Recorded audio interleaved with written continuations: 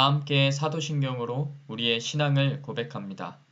전능하사 천지를 만드신 하나님 아버지를 내가 믿사오며 그 외아들 우리 주 예수 그리스도를 믿사오니 이는 성령으로 잉태하사 동정녀 마리아에게 나시고 본디오 빌라도에게 고난을 받으사 십자가에 못 박혀 죽으시고 장사한 지 사흘 만에 죽은 자 가운데서 다시 살아나시며 하늘에 오르사 전능하신 하나님 우편에 앉아 계시다가 저리로서 산자와 죽은 자를 심판하러 오시리라. 성령을 믿사오며 거룩한 공회와 성도가 서로 교통하는 것과 죄를 사하여 주시는 것과 몸이 다시 사는 것과 영원히 사는 것을 믿사옵나이다. 아멘.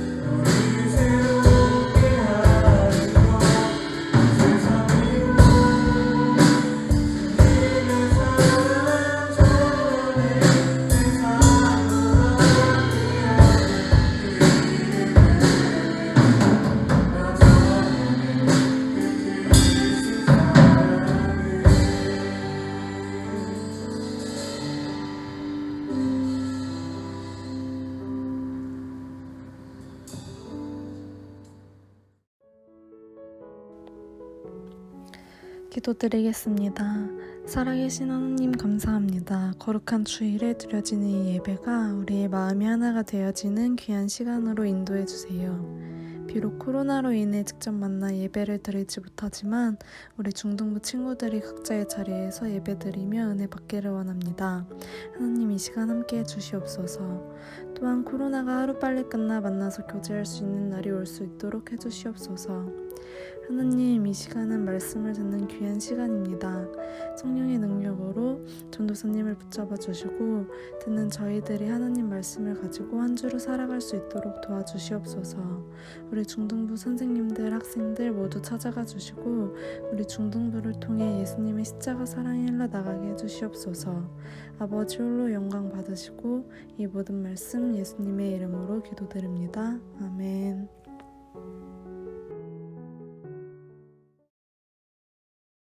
오늘의 말씀은 창세기 3장 15절 말씀입니다.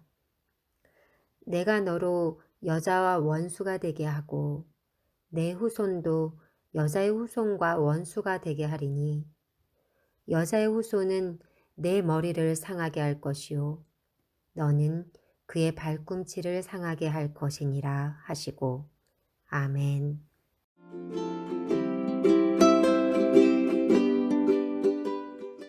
중등부 여러분 반갑습니다. 오늘도 이렇게 예배 자리에 나온 우리 모두를 환영하고 또 축복합니다. 우리가 예배 시간을 통해서 하나님에 대해서 더 잘 알아가고 또 하나님의 사랑을 마음껏 누리고 또 하나님의 말씀을 우리 삶의 기준으로 삼는 귀한 시간이 되기를 간절히 소망하고 또 축복합니다. 그래서 우리가 하나님의 자녀답게 또 한 단계 성장하는 귀한 시간이 되기를 간절히 소망해요. 그러면 오늘 성경에서 하나님께서 또 우리에게 어떤 말씀을 하고 계시는지 함께 나눠보도록 하겠습니다. 우리가 무언가를 지칭할 때 비슷한 것 같지만 사실 다르게 표현하는 단어들이 있죠.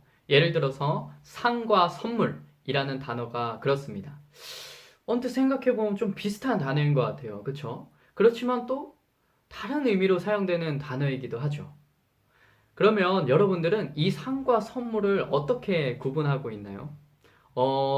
이 상이라는 단어는 우리가 뭔가를 잘했을 때, 뭔가 받을 만한 자격이 있을 때 쓰는 단어입니다. 이 상은 우리가 뭔가를 잘할 때 받는 거예요. 반면에 선물은 받을 자격이 없어도 꼭 무언가 잘하지 못해도 받는 것을 이야기하죠. 그냥 주는 사람의 사랑으로, 주는 사람의 마음으로 이 선물은 주어지는 거예요. 그렇다면 이 상을 받을 때와 선물을 받을 때 어떤 차이가 있을까요? 아마도 가장 큰 차이는 이 상 또는 선물을 받은 사람의 반응에서 가장 두드러진 차이가 날 겁니다. 먼저 상을 받은 사람은 이렇게 생각할 거예요. 아니, 내가 잘했으니까, 내가 받을 만한 자격이 있으니까, 내게 능력이 있으니까 이 상을 받은 거야 라고 생각할 겁니다. 하지만 반면에 선물을 받은 사람은 어떻게 생각할까요? 자신이 뭔가를 잘해서 받은 것도 아니고 또 내가 뭔가를 노력해서 받은 것도 아니에요. 그저 이 선물을 준비한 그 상대방의 사랑으로 인해서 우리가 받게 되는 겁니다. 그래서 이 선물을 받은 사람은 자기를 자랑하지 않고 이 선물을 준 상대방을 자랑하게 되죠. 그리고 이 선물을 준 상대방을 기억하고 또 감사하게 됩니다. 왜요? 아무런 조건 없이 받았기 때문에 우리는 상대방에게 대해서 감사해야 하고 또 그 상대방을 기억하겠죠. 근데 성경은 이 선물을 다른 단어로 많이 표현하고 있어요. 그것이 어떤 단어일까요? 바로 은혜라는 단어입니다. 은혜. 성경에서 은혜는 하나님이 우리에게 그 어떤 조건도 없이 거저 주신 선물이라는 뜻으로 많이 사용됩니다. 그렇게 많이 사용돼요. 은혜. 이처럼 하나님께서는 우리들에게 아무런 조건 없이 선물들을 주셨어요. 선물을 막 주셔요. 우리가 지금까지 살펴본 성경의 이야기에서도 사람은 하나님의 선물을 값없이 받은 존재였어요. 태초에 하나님이 천지를 창조하셨느니라. 그리고 이 창조한 세계를 보시기에 좋았더라 라고 말씀하셔요. 하나님이 아주 아름답고 아주 완벽한 세상을 창조하셨다는 겁니다. 그런데 하나님께서는 이 아름답고 이 완벽한 이 세계를 우리 사람들에게 선물로 주셨어요. 또한 그것을 마음껏 누릴 수 있는 특권을 주시고 또 모든 생명을 다스릴 수 있는 권한까지 아무런 조건 없이 주셨습니다. 우리가 그것을 지금까지 살펴봤죠. 즉, 사람은 하나님께 상이 아니라 뭘 받은 걸까요? 선물을 받은 거예요. 아무런 조건 없이 하나님께서 은혜를 주신 겁니다. 아까도 이야기했듯이 선물. 이 은혜를 받은 사람은 그것을 주신 분을 기억하고 또 어떻게 해야 돼요? 감사해야 하죠. 그러나 사람은 그것에 만족하지 않고 욕심을 냈어요. 이 선을 넘은 욕심은 하나님을 향한 범죄로 이어집니다. 그것이 무엇일까요? 바로 선악을 알게 하는 열매를 따먹은 하나님의 말씀에 불순종하게 되는 그 죄를 짓는 것입니다. 이처럼 이런 인간의 불순종, 인간의 죄악은 결국 그들을 죽음으로 인도하게 됩니다. 하나님께서 선물을 주신 분인데 이 하나님의 은혜를 잊어버리고 이 하나님을 내 삶의 참 주인으로 여기지 않고 자기 마음대로 자기가 주인이 되어서 하나님의 말씀을 거역해버린 거예요. 결국 이렇게 하나님과의 관계가 끊어진, 생명이신 하나님과의 관계가 끊어진 아담과 하와는 죄인이 되어서 벌을 받게 되었고 또한 그들을 유혹한 뱀 역시 큰 저주를 받게 됩니다. 그 이야기를 말씀을 통해서 잠깐 살펴보겠습니다. 이 3장 1절에서 뱀은 하와에게 와서 이렇게 유혹하기 시작해요. 하나님이 참으로 너희에게 동산 모든 나무의 열매를 먹지 말라 하시더냐? 뱀은 이렇게 물어봅니다. 그런데 사실 이 말은 완전한 거짓말이었어요. 완전 거짓말이었어요. 뱀이 하와에게 와서 한 이 말은 완전 거짓말이었습니다. 왜일까요? 왜? 그것은 하나님께서 창세기 2장 16, 17절에서 하신 말씀을 함께 보면 알게 됩니다. 함께 볼까요? 하나님께서 말씀하시는 거예요. 모든 나무의 열매는 먹어도 된다라고 허락을 하셨어요. 다만 선악을 알게 하는 나무의 열매는 먹지 말라라고 하십니다. 그런데 지금 뱀은 뭐라고 거짓말을 하고 있는 거예요? 하나님이 모든 나무의 열매를 먹지 말라고 하시더냐? 라고 말하는 겁니다. 이처럼 사탄은 하나님의 말씀을 늘 우리에게 왜곡해서 이야기해요. 그리고 또 분명 하나님께서는 선악을 알게 하는 나무를 먹으면 반드시 죽는다라고 말씀을 하셨는데 뱀은 너희가 결코 죽지 않을 거다라고 이번에도 하나님의 말씀을 왜곡해서 이야기해요. 거짓말을 하는 거죠. 그리고는 계속해서 거짓말을 이어가기 시작합니다. 너희가 이 선악을 알게 하는 나무의 열매를 먹으면 하나님처럼 돼서 선악을 알게 된다고 이야기합니다. 선악을 알다라는 것이 어떤 의미로 사용된다고 했죠? 지난주에 우리 함께 봤었죠. 판단하다라는 의미로 사용되는 관용구였죠. 즉, 뱀은 이렇게 유혹하고 있는 거예요. 이 열매를 먹으면 너희가 하나님의 뜻을 따라서 살지 않고 너희가 하나님처럼 되어서 너희 마음대로 판단하면서 살 수 있을 거야 라고 거짓말로 속이고 유혹하고 있는 겁니다. 하지만 결국 아담과 하와는 이 뱀의 유혹에 넘어가서 선과 악을 알게 하는 이 나무의 열매를 따서 먹게 됩니다. 하나님의 말씀에 불순종하는 죄를 범한 거죠. 이것을 원죄라고 합니다. 결국 아담과 하와는 죄를 범한 거예요. 그 뒤에 어떻게 됐을까요? 정말 뱀이 이야기한 것처럼 아담과 하와가 하나님처럼 되었을까요? 전혀 그렇지 않았어요. 그들은 하나님처럼 되지 않았고 불순종한 죄만 그들에게 남게 됩니다. 그래서 그들은 결국 죄인이 되었고 하나님을 마주하기 어려워졌어요. 하나님의 말씀에 순종하지 않았기 때문에 그들은 하나님을 피해서 막 숨게 됩니다. 하나님께서는 우리에게 생명을 주셨고 이 세상을 다스리도록 허락하셨어요. 그렇죠. 아무런 대가도 없이 우리를 사랑하셔서 주신 선물이었어요. 하나님의 은혜인 거죠. 게다가 하나님은 이 은혜의 울타리를 벗어나지 않도록 우리에게 안전장치까지 주셨어요.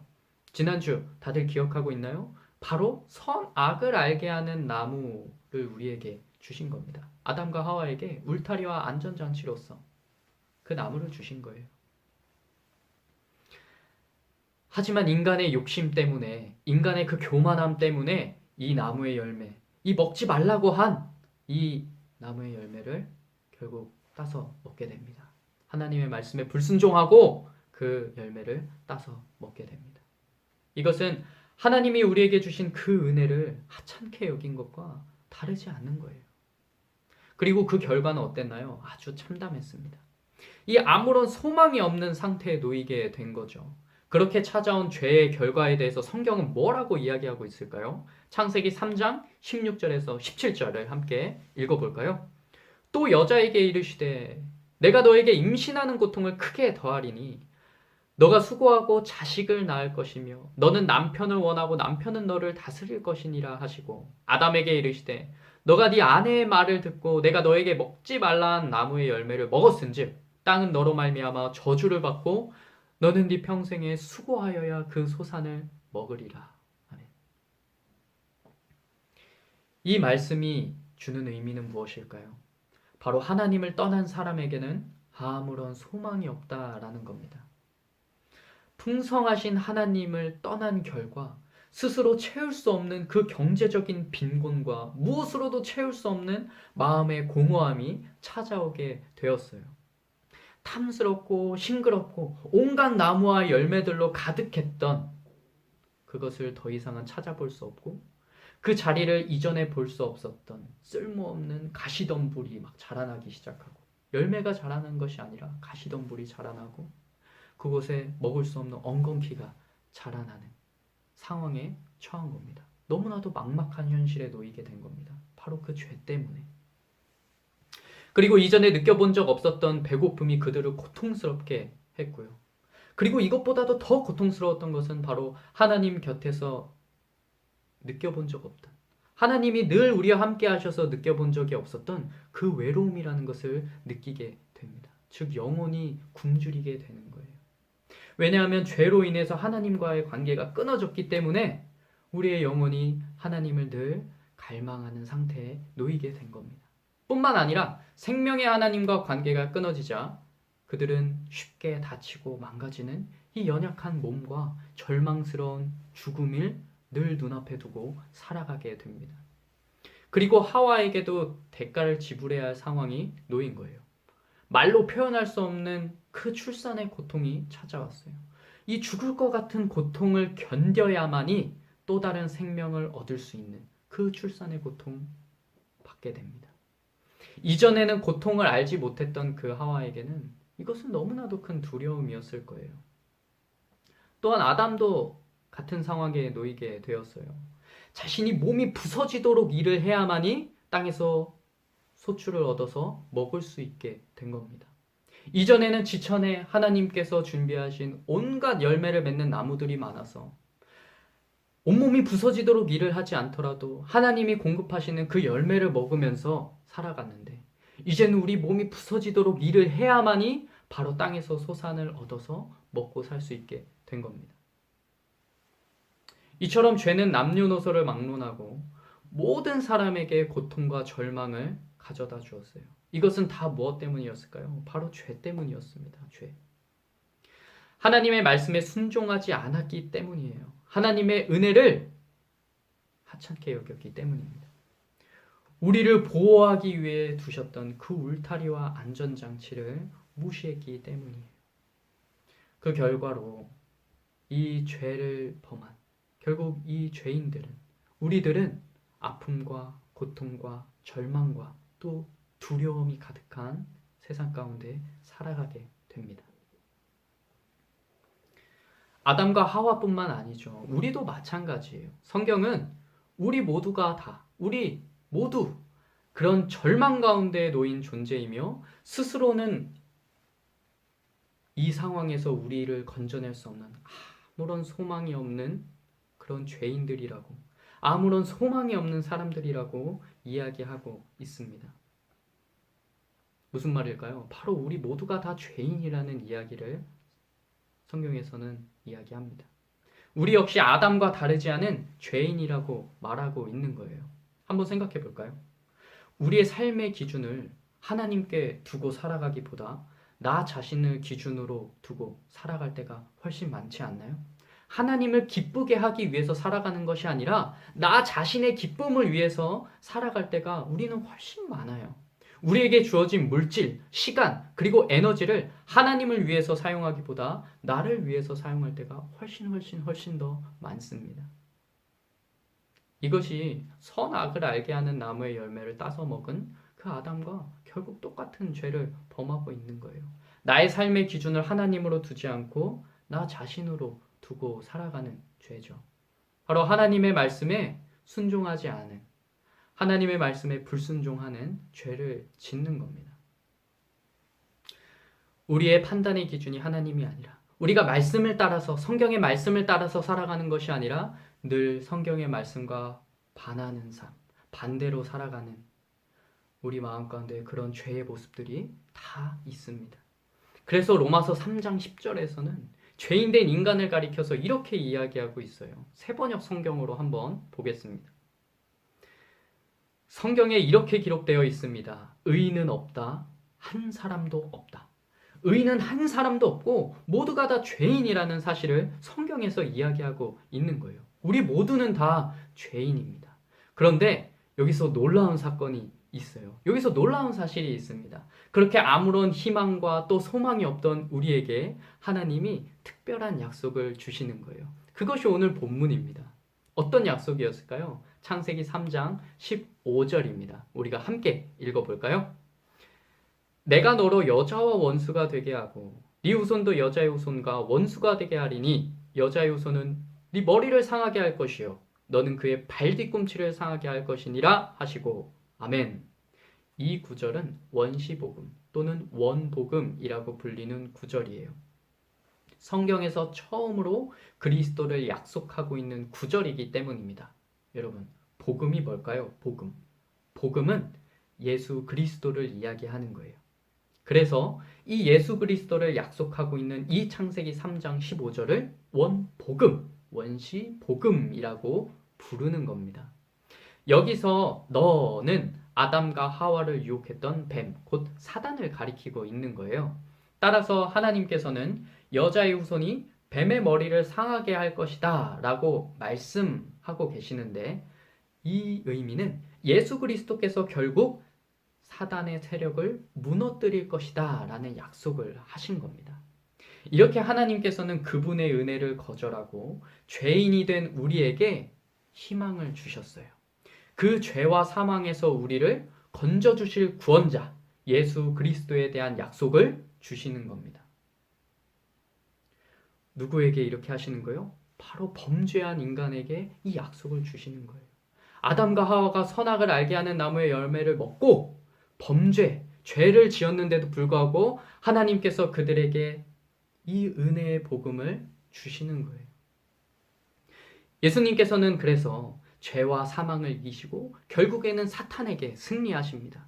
그래서 죄와 사망 가운데 있었던 우리를 건져주시고 우리 역시 사탄에게서 승리하게 하시는 거예요. 로마서 16장 20절의 말씀을 우리가 새번역의 말씀으로 한번 볼까요? 평화의 하나님께서 곧 사탄을 쳐부수셔서 여러분의 발밑에 짓밟히게 하실 것입니다. 우리 주 예수의 은혜가 여러분과 함께 있기를 빕니다. 아멘. 하나님께서는 이처럼 죄인인 우리를 내버려 두지 않으시고 우리에게 다시 은혜를 베풀어 주십니다. 처음에 상과 선물에 대한 이야기를 했죠. 상은 자격이 있는 자들이 받는 것이고 선물은 자격이 없는 자들이 받는 것이라고 했죠.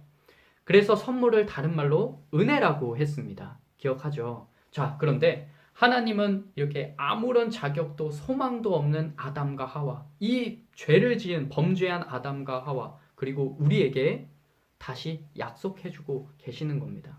하나님의 말씀을 순종하지 않고 하나님의 은혜를 이미 거절했던 죄인에게 하나님은 다시 은혜를 베풀어 주시는 거예요. 복음을 주시는 겁니다. 그래서 예수 그리스도께서는 죄로 죽어야 하는 우리 대신 십자가를 짊어지시는 겁니다.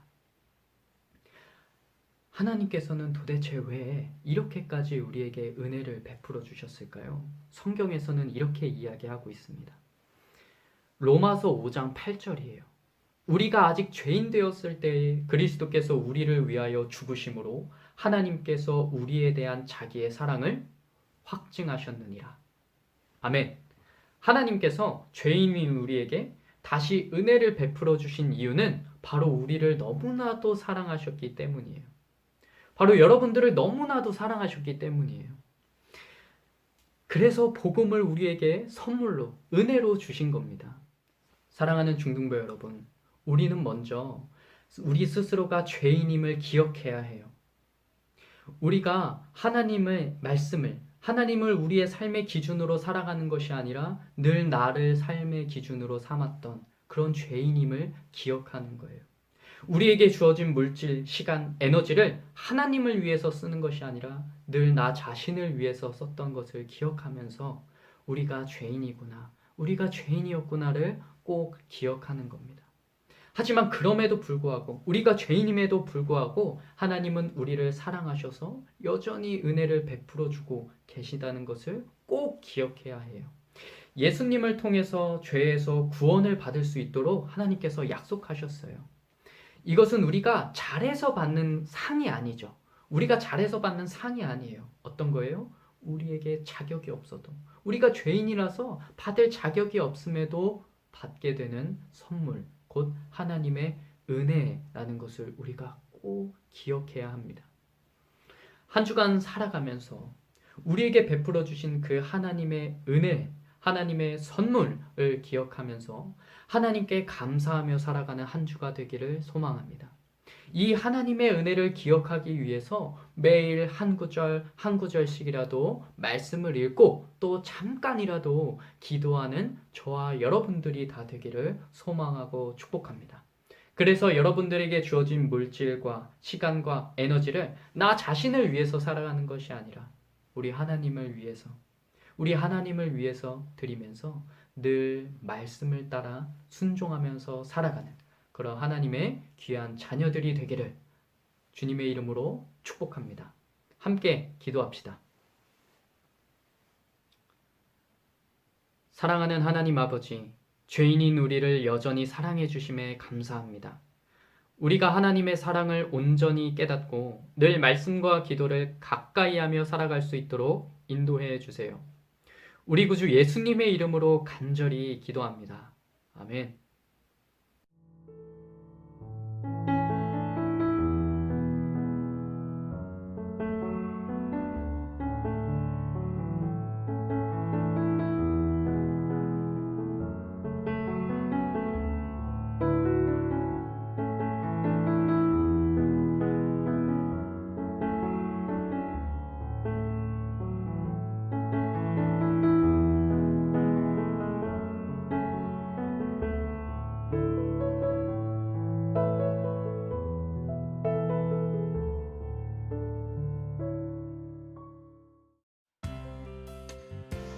(1월 24일) 주일 예배 광고입니다. 먼저 우리 중등부 겨울 수련회 일정이 나왔어요. 주제는 만남과 사귐의 공동체입니다. 일시는 2월 21일 그리고 28일이에요. 이때는 지금 나가고 있는 하나바이블 대신에 수련회 주제에 맞는 말씀으로 예배를 드립니다. 그리고 수련회 기간 동안 주중에 반별 모임을 계획하고 있어요. 자세한 일정이 정해지면 각 반 담임 선생님들을 통해서 알려드릴게요. 두 번째 광고입니다. 오늘도 중등부 선생님들의 소개 영상이 있어요. 2학년 1반을 담임하고 계시는 양미선 선생님, 그리고 2학년 3반을 담임하고 계시는 심우용 선생님, 그리고 3학년 1반을 담임하고 계시는 김주연 선생님입니다. 그럼 우리 함께 영상을 볼까요? 샬롬, 반갑습니다. 저는 2학년 1반 담임 선생님 양미선이라고 합니다. 2021학년도 시작이 참 어려운 가운데 있지만 우리 모두 이 시기를 잘 이겨내고 조만간 교회에서 만나요. 안녕하세요. 2학년 3반 담임을 맡게 된 심우영입니다. 모두들 건강하시고 함께 1년 동안 잘 지내봐요. 안녕. 안녕하세요. 3학년 1반 담임을 맡은 김주연 선생님입니다. 우리 3학년 1반 친구들 우리 얼른 예배가 회복되어서 선생님이랑 만날 날을 기대하면서 같이 기도해봐요. 안녕. 네, 이것으로 모든 광고는 마쳤습니다. 여러분, 우리가 이번 한 주간 지내면서 오늘 말씀을 기억하면서 하나님께서 우리에게 아무런 조건 없이 아무런 자격을 따지지 않고 은혜를 주시는 분, 선물을 주시는 분이라는 것을 기억하면서 그 하나님의 은혜를 감사하게 늘 감사하게 누리면서 기억할 수 있도록 우리가 매일매일 한 구절씩이라도 하나님의 말씀을 보고 잠깐이라도 시간을 내어 기도하는 우리 모두가 되기를 소망합니다.